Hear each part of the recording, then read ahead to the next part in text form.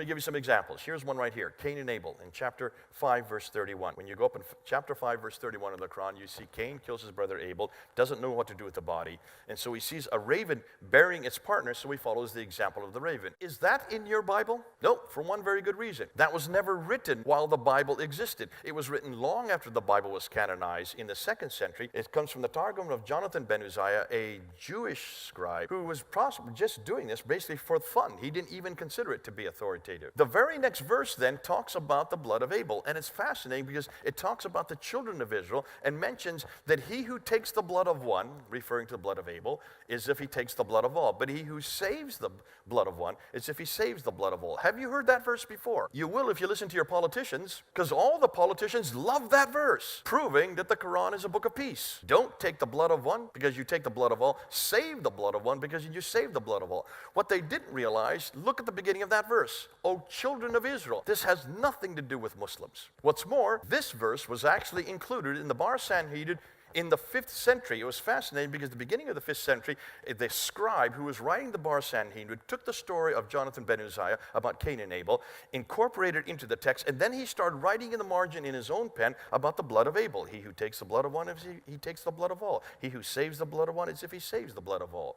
Now, in the late 5th century, when the Bar Sanhedrin was being officially copied down, the story of Cain and Abel from Jonathan ben Uzziah, along with a scribal account, writing in the margin, is incorporated into the same story in the Bar Sanhedrin chapter 4, verse 5. That then makes its way into the Quran sometime in the 8th century. What's interesting, if you want to look at that, you need to say that's only for the Jews. So what is the verse they should have looked at? What's the verse that's for Muslims? The very next verse, verse 33. He who stands against Allah and his prophet Muhammad shall be crucified and have their hands and feet cut off from opposite ends. That's the verse they should have been reading. Now tell me if that's a verse of peace. When you get to Abraham and the Kaaba, you'll notice that Abraham, according to the Quran, lives in Mecca. I had no idea he lived in Mecca, but according to the Quran, that's where he lived. And he gets up in the middle of the night, he goes into the Kaaba, that square building, he takes a large idol and destroys all the smaller idols. The next morning, the people see what happened, they get angry, they grab him, they arrest him, they ask him what he's done. He said, well, talk to the big idol. He blamed it on the big idol. They can't talk to the idol, so they take him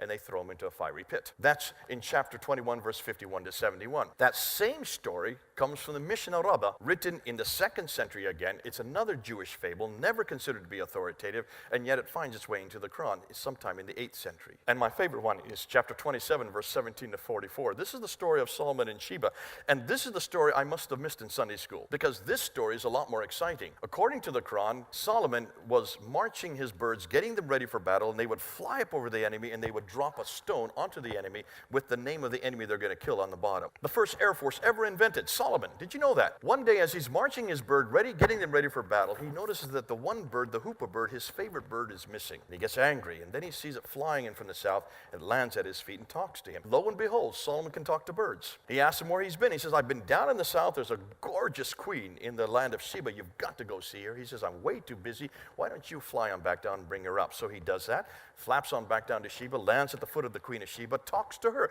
Lo and behold, she talked to birds. Why can't we do that today? Because we don't read the Quran. So she comes up with the bird up to the throne room where Solomon is sitting on his throne. She comes in the door of the throne. As she's about to cross to meet him, she sees a pond in the middle of the floor, and she pulls up her skirts to keep them from getting wet. And that's where it ends in verse 44. How many have heard this story before? In your Bible? Not in your Bible. So where have you heard it? Do you know the source for this? This is right up there on the screen. Just look.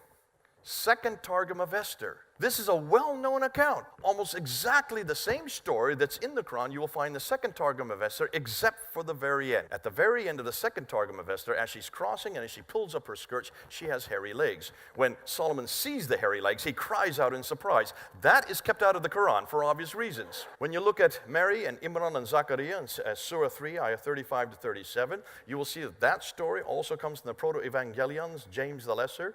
When you look at Jesus in the palm tree, where he demands that the palm tree bow down to feed his mother in chapter 19, that comes straight out of the lost books of the Bible. Again, another sectarian account from the 2nd century. These are Christian sectarian accounts. They were all Gnostic accounts. When Jesus talks, or Issa talks from the cradle, you will see that that is found in the first gospel, the infancy of Jesus Christ, another 2nd century account. Again, all of these are Gnostic accounts. The one where in chapter 3, verse 49, where he takes some clay and then molds them into birds, blows on them, they fly up into the air. That comes right out of the Thomas Gospel, the infancy of Jesus Christ. These are all sectarian accounts. They are all Gnostic. Fascinating enough, they were all written in Syriac. And when you write it in Syriac, and if you borrow the story from Syriac, you not only borrow the story, you also borrow the name. And the name for Jesus in Syriac is Iesu. When you take it into Arab, it becomes Issa. That's why Issa is the wrong name for Jesus, because it is not the Arabic name for Jesus. If you look at the Sinaiticus, Codex Sinaiticus 151, which is the oldest New Testament Arabic Bible, the oldest Bible of the New Testament, written in 868. It's in St. Catherine's Monastery. That's the earliest, the earliest translation of the New Testament into Arabic. Look at the name for Jesus in that text. His name is Yeshua, not Issa. Issa is introduced in the Quran. Fascinating, isn't it? They've got the wrong name, they've got the wrong man, they've got the wrong stories. Be careful what you borrow. Here are some other examples. Not all of these are Christian or Jewish accounts. You will see that some of these are also Zoroastrian. You can see a good 30%, some say maybe as much as 50 to 60% of the Quran has been borrowed from other sources. And that's why when we're looking at it today, you can see that the reason they had to borrow was because both the Old and the New Testament of the Bible had never been written in Arabic, were not written in Arabic in the 7th century. Therefore, if they were putting the Quran together in the 7th century up until the 8th century, they did not have available to them our Bible. That's why they had to use these other accounts. Many of them, they were quite well known because these were the Christians and the Jews who were in the diaspora. They had come and they were trading with the Arabs. As they traded, they heard these stories recounted around bonfires.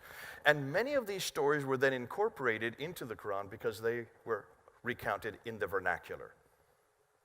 They were recounted so that the Arabs could understand them. But they got the wrong stories. That's what I've just said. I should have had the slide up as I was saying. Sorry about that. Many of these stories would have then been embellished, and others would be used as bedtime tales for Jewish children. The authentic Old Testament was never translated into Arabic until the 8th century, and the New Testament until 9th century, 868 to be exact. Thus much too late to make it into the Quran.